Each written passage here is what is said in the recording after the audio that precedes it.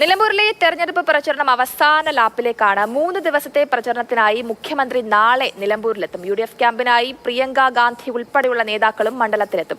BJP സംസ്ഥാന അധ്യക്ഷൻ ഉൾപ്പെടെയുള്ളവരും മണ്ഡലത്തിലുണ്ട്. PDP welfare party പിന്തുണകളെ ചൊല്ലിയുള്ള പ്രത്യാരോപണങ്ങളാണ് മണ്ഡലത്തിൽ ചർച്ചയാകുന്നത്. കൂടുതൽ വിവരങ്ങളുമായി എസ് രാഗിൻ ചേരുന്നുണ്ട്. രാഗിൻ, ഇനി വളരെ കുറച്ചു ദിവസങ്ങൾ മാത്രമേ ഉള്ളൂ തെരഞ്ഞെടുപ്പിന്. ഈ പ്രത്യാരോപണ വിവാദങ്ങളൊക്കെ ഒരു വശത്തുണ്ട്. അതിന്റെ കൂടെ തന്നെ പ്രചരണവും ശക്തമായി തന്നെ നടക്കുന്നുണ്ട്. മുഖ്യമന്ത്രി എത്തും, അതേപോലെ UDF-നായി പ്രിയങ്ക ഗാന്ധിയും നാളെ എത്തും. എങ്ങനെയാണ് പ്രചരണം കൊഴുക്കുന്നത്?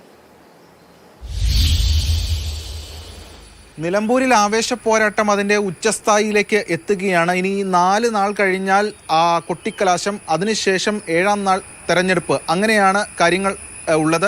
മുഖ്യമന്ത്രി പിണറായി വിജയൻ ഇടത് ക്യാമ്പിനായി നാളെ മണ്ഡലത്തിൽ എത്തും. 3 ദിവസമാണ് അദ്ദേഹം ഇവിടെ ക്യാമ്പ് ചെയ്ത് പ്രചാരണ പ്രവർത്തനങ്ങൾക്ക് നേതൃത്വം കൊടുക്കുന്നത്. നിലമ്പൂരിലെ കൺവെൻഷനോടുകൂടി നിലമ്പൂർ ടൗണിലെ അല്ലെങ്കിൽ നിലമ്പൂർ നഗരസഭയിലെ പ്രചാരണം അവസാനിച്ചിരുന്നു മുഖ്യമന്ത്രിയുടെ. ഇനി 7 പഞ്ചായത്തുകളിലേക്കാണ് മുഖ്യമന്ത്രിയുടെ പ്രചാരണം പോകുന്നത്. 7 പഞ്ചായത്തുകളിലും പരിപാടിയുണ്ട്. ഇതോടൊപ്പം തന്നെയാണ് UDF-ന് വേണ്ടി പ്രിയങ്ക ഗാന്ധി എത്തുകയാണ്. പ്രിയങ്ക ഗാന്ധി വിവിധ പ്രചാരണ പരിപാടികളിൽ പങ്കെടുക്കും.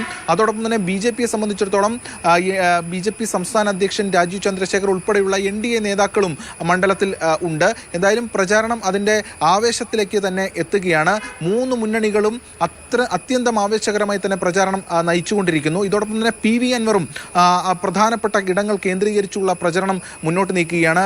PV അൻവറിന് വേണ്ടി യൂസഫ് പത്താൻ MP അടക്കം ഈ ഞായറാഴ്ച വരുന്നുമുണ്ട്. അങ്ങനെ മണ്ഡലത്തിൽ കളം നിറഞ്ഞ് പോരാടുകയാണ് വിവിധ മുന്നണികൾ. ഇതോടൊപ്പം തന്നെ ഇപ്പോൾ ഏറ്റവും പ്രധാനം ഒട്ടനവധി വിഷയം ഈ ഉപതെരഞ്ഞെടുപ്പിൽ ചർച്ചയായി വന്നു. ഇപ്പോൾ ഏറ്റവും പ്രധാനമായി നിൽക്കുന്ന വിഷയം എന്ന് പറയുന്നത് PDP LDF-നെ പിന്തുണച്ചതും അതോടൊപ്പം തന്നെ വെൽഫെയർ പാർട്ടി UDF-നെ പിന്തുണച്ചതുമാണ്.